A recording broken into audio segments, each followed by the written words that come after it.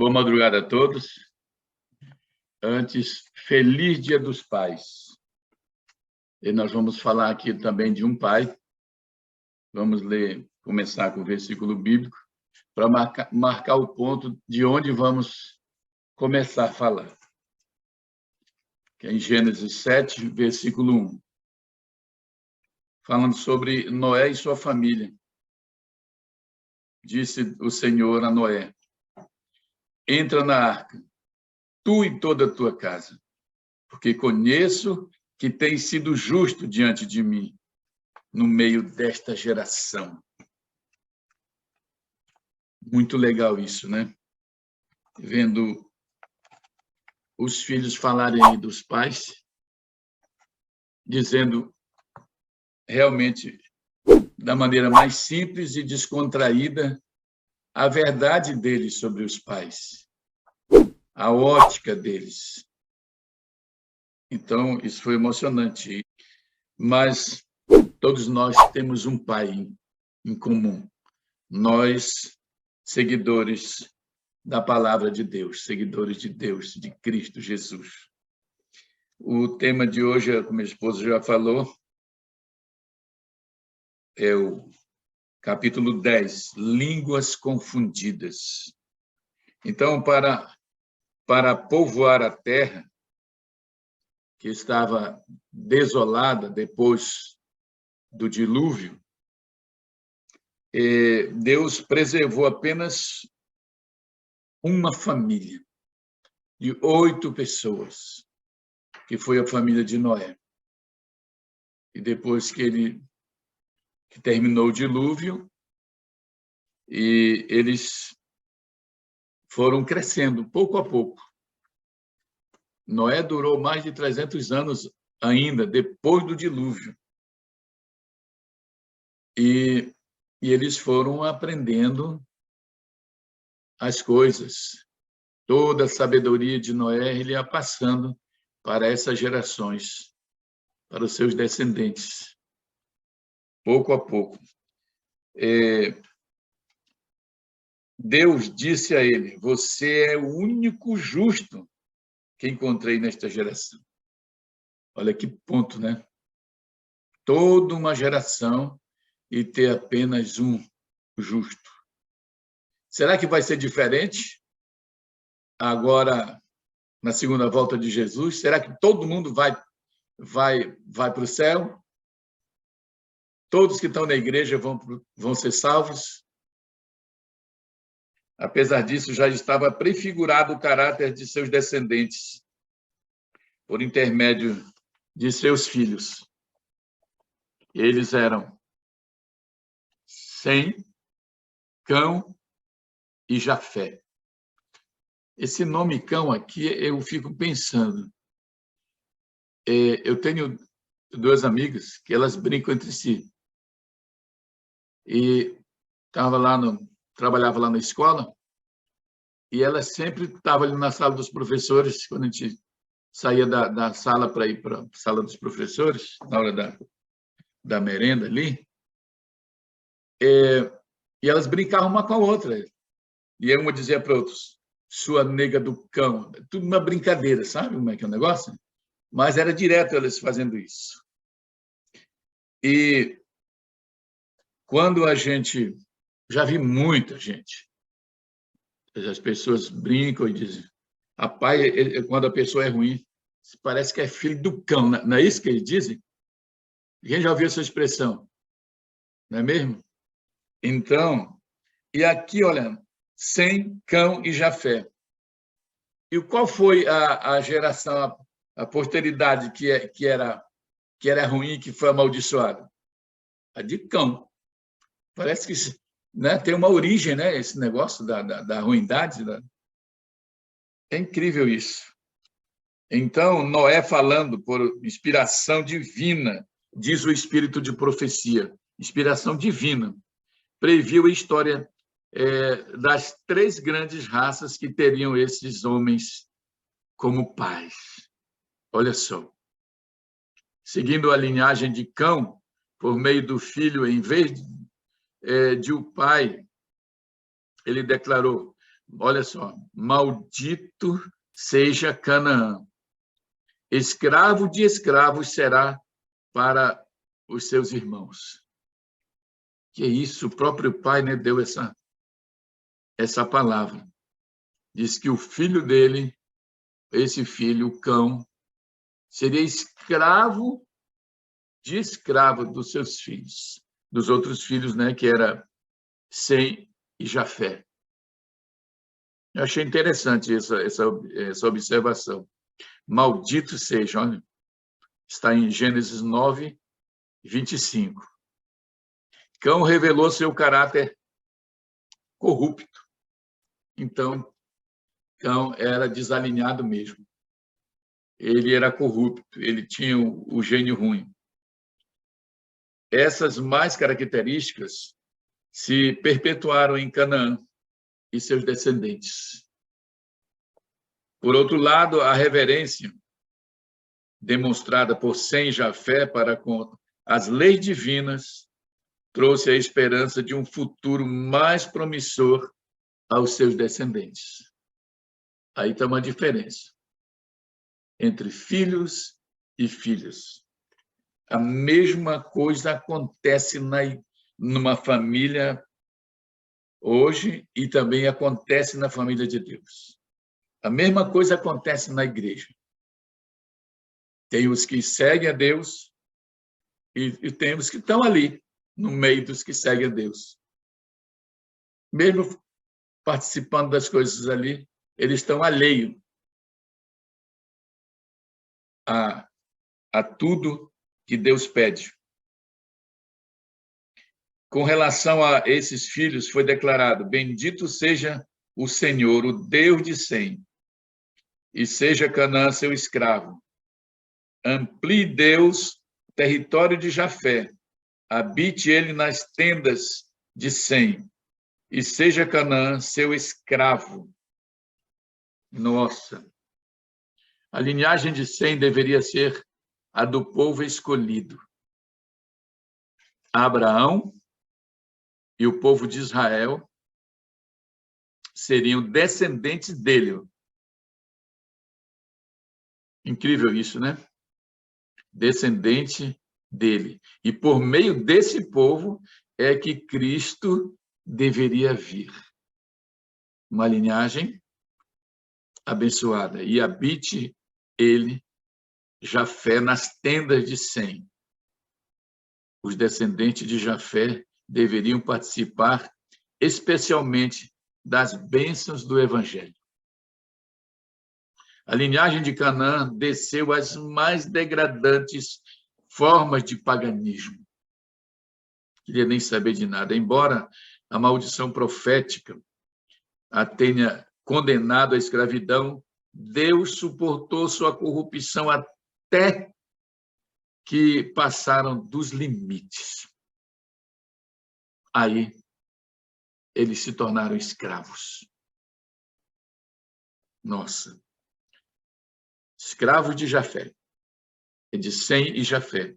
A profecia de Noé não determinou o caráter e o destino dos filhos. Porém, mostrou qual seria o resultado do caminho que tinham escolhido. Do caráter que tinham também desenvolvido.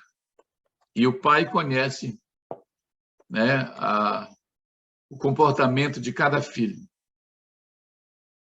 Você viu aquele pai falou: poxa, estou admirado, porque o meu filho não é de falar, é mais introspectivo, né? Mas dentro tinha um sentimento de gratidão, de admiração. E o pai sabe como é que o filho se comporta. Então, Cão desenvolveu esse caráter maligno, corrupto, perverso, desobediente. Por outro lado, como foi grandemente recompensado o respeito de Sem por seu pai, e quão nobre e honrada é a linhagem de homens santos que aparece como seus descendentes. Durante algum tempo, os descendentes de Noé continuaram a viver entre as montanhas onde a arca foi ancorada. Então, quando eles saíram da arca, eles se reuniram ali, junto da arca. E a família foi crescendo. E a família foi crescendo. As pessoas eram vigorosas naquele tempo ainda. Tanto que Noé viveu mais de 300 anos depois disso. Como eram saudáveis, né, ainda o povo. Ao crescerem em número, e a apostasia também os levou à divisão. Foram crescendo, aí uns continuavam obedientes e outros foram ficando rebeldes. E isso vai dando uma disparidade, né, de comportamento numa sociedade, numa família, num clã. Aqueles que não queriam mais se lembrar do seu Criador e desejavam se libertar das restrições de sua lei, ficavam aborrecidos com os ensinos e exemplo de seus vizinhos temente a Deus. Tem gente que odeia que a gente fale de Jesus para eles, que rejeitam qualquer estudo bíblico, qualquer mensagem. Quantos eu já não encontrei assim, não quer nem saber. A sociedade está diferente hoje. Depois de algum tempo, decidiram se separar. Aí não aguentaram mais. Assim, eles se mudaram para Sinear, às margens dos rios, do rio Eufrates. Ali era uma campina, era uma coisa muito bonita, né? Eles foram atraídos pela beleza daquele lugar e pela fertilidade do solo. E ali eles formaram uma cidade naquele local. Era muita gente já nessa época. E eles formaram uma cidade ali.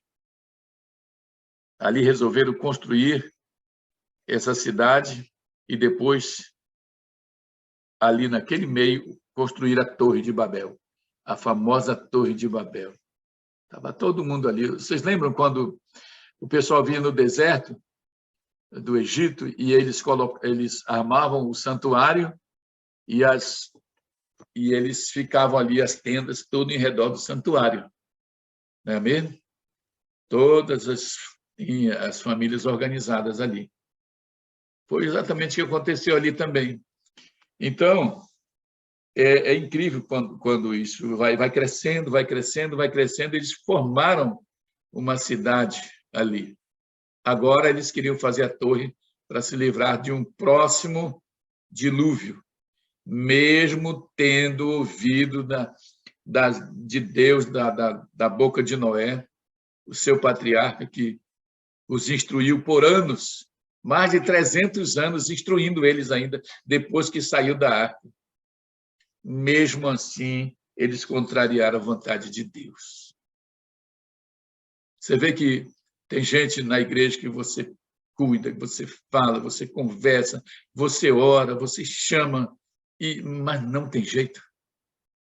Exatamente. E como era naquele tempo. A ordem de Deus era que o povo se dispersasse, mas esses construtores de Babel decidiram manter a sua comunidade unida e fundaram um reino que finalmente abrangesse toda a terra. Aí o espírito de profecia diz: então a cidade se tornaria capital de um império universal. Sua glória atrairia a admiração e os aplausos do mundo. Lá no capítulo 8, de eventos finais, Deus mostrou, a irmã Watts estava em Nova York e Deus mostrou para ela o que iria acontecer com as Torres Gêmeas, aquela do dia 11 de setembro, em 1909. Quantos anos? Mas aquelas torres, olha só, fazendo uma comparação, essas duas torres gêmeas também elas serviam para o orgulho dos seus construtores, porque tinha vários prédios altos no mundo e eles queriam fazer também um mais alto. Mais alto. O Rockefeller Center era um dos prédios altos. Tinha outro na Finlândia e outro. Agora tem em Dubai, parece que tem uns prédios mais altos. Então, era aquela competição entre construtores do mundo. O Oliveira é construtor, ele deve conhecer bem essas histórias aí. Então, eles têm essa briga. Quem constrói o melhor prédio, o prédio mais bonito, o prédio mais alto entre os construtores. E eles construíram aqueles prédios à prova de fogo. Todo o material que eles usaram ali, eles diziam que era a prova de fogo. Então, ela fala que aquelas duas torres foram construídas para o orgulho humano, para o orgulho de seus construtores. Olha só. E o que aconteceu com a torre? Todos viram o que aconteceu. E lá na Torre de Babel, quando desceram os anjos, o Espírito para confundi-los, e quando um pedia um material, outro levava outro, porque ela estava muito extensa, chegando nas nuvens, ela estava muito alta. Então, tinha gente de cima, é como se fosse um cordão de pessoas, de cima a baixo. Ninguém saía carregando lá de baixo até chegar em cima, material que era impossível, ninguém aguentava. Então, tinha as pessoas em cada ponto ali, tudo pertinho do outro. Um pegava o material, outro ia passando para o outro, até chegar lá em cima. Só que depois, quando vinha a ordem, ninguém mais se entendia e, por isso, foram dispersados. Mas uma coisa muito interessante também, assim, eu fiz a analogia das Torres Gêmeas, lá em Nova York, do World Trade Center, o Espírito de Profecia diz também que eles, depois da confusão da língua, Deus mandou o raio, caiu o raio do céu para destruir a parte superior da torre, que era justamente para parar ali, para ser cessado ali naquele momento. Quando a torre estava parcialmente construída, de repente, o trabalho estava avançando também, foi interrompido. Anjos foram enviados para deter o projeto dos construtores. A torre havia alcançado uma grande altura e os trabalhadores que estavam em diferentes pontos recebiam e passavam para os outros os pedidos do material de que necessitavam. À medida que as mensagens eram passadas de um para o outro, a língua foi confundida. Até aquela época, todos falavam a mesma língua. Daí para frente, mudou tudo.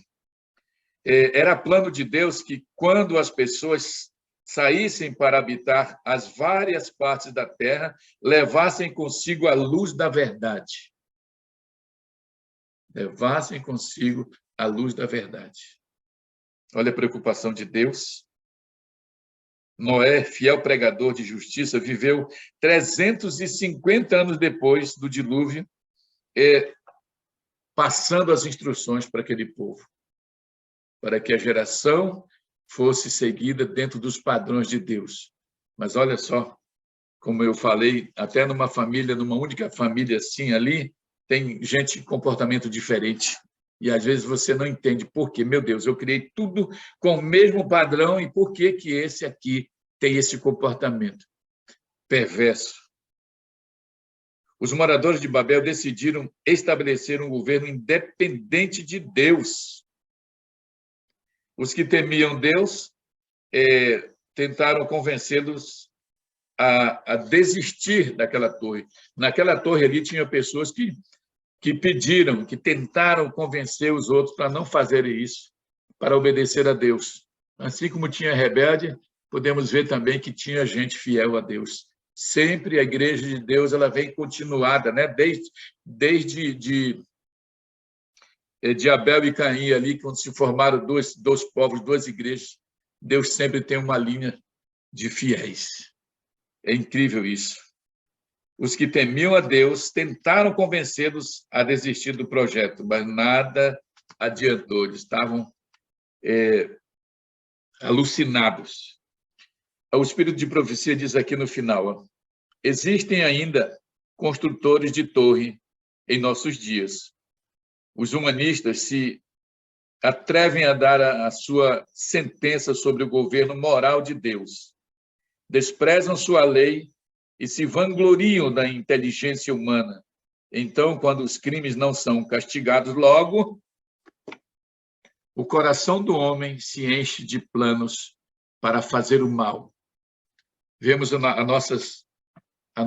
como está a nossa justiça no Brasil.